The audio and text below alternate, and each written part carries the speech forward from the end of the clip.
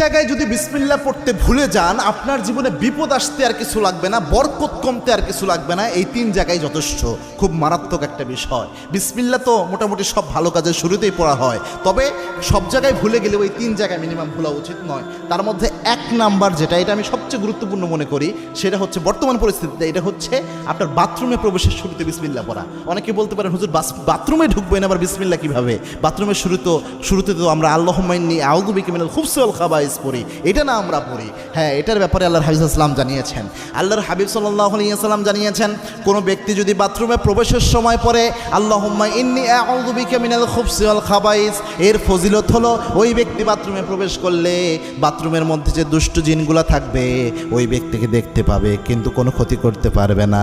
কিন্তু কোনো ব্যক্তি যদি বিসমিল্লাহ লাগিয়ে দিতে পারে, বিসমিল্লাহি আল্লাহুম্মা ইন্নী আউযু বিকা মিনাল খুবসি ওয়াল খাবাইস, এই বিসমিল্লাহ সহ যদি দোয়াটা পড়তে পারে,